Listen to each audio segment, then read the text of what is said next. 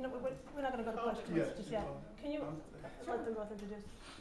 So I'm Katrine. I'm the director of Freddy IIanga, Che's Swahili translator. And where do I start? I made this film.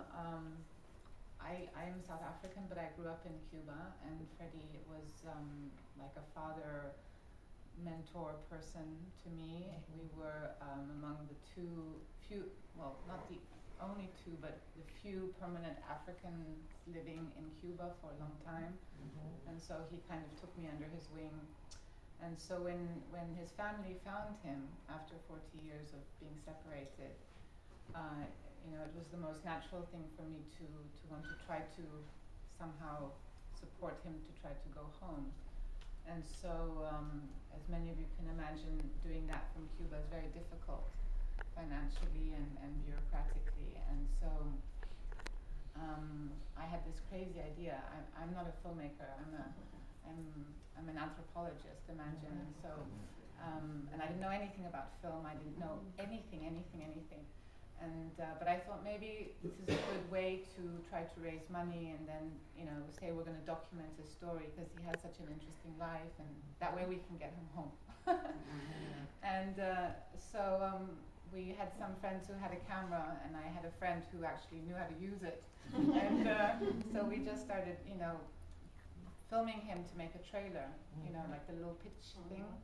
And then I started sending it out through friends who were leaving the island to go somewhere, and there would be a mail system that worked. And anyway, to make a long story short, we actually got somebody really interested in helping us, a very like well-established film fund, and we were all very happy and excited, and we thought, wow, we're going to get some money. And by this time I'd, you know, already tried to get Freddy a passport, which he didn't have, and you know, he was from a country that at some point was called Zaire, and then it was now the DRC, and it was really difficult to, you know, and there is still no embassy in Havana, and so we would have to go through DC, and you know, Cuba-US relations are horrible, so it was a nightmare. And the security system in Eastern Congo is very tough. It's one of the most dangerous places on this planet.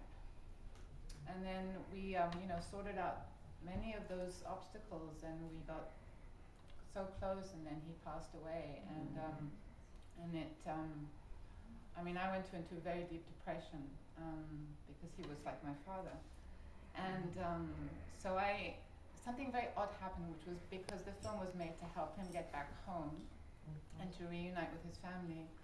It was never, you know, I never made a film to make a film. I made a film to help him get back home. And so with his death, the film died too. And we only had 14 hours of footage from the, you know, for the trailer.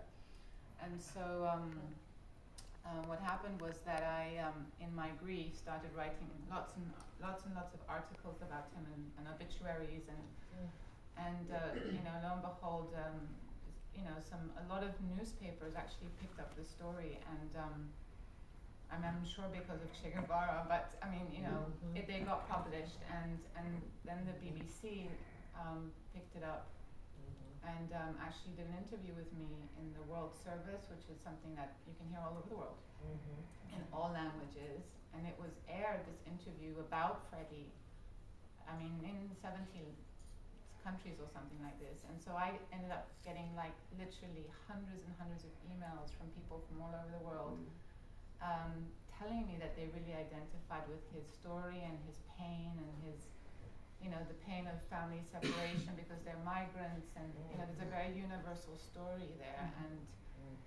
his is unique in a way because it's sort of, you know, Cuba, Africa, but it's not. It's a very human story, right? And so and they always ask me, so when is the film going to be coming out? And then I would always have to say, well, it's not going to happen.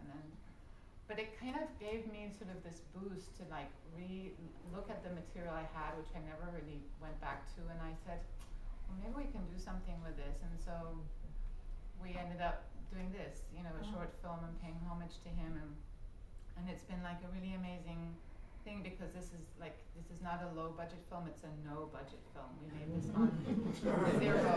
There is a difference. And we, you know, it was really interesting because we had like lots of people who knew him and me, and you know, really pitch in, everything was done, as they say here in this country, pro bono, and I mean, really, it was like that.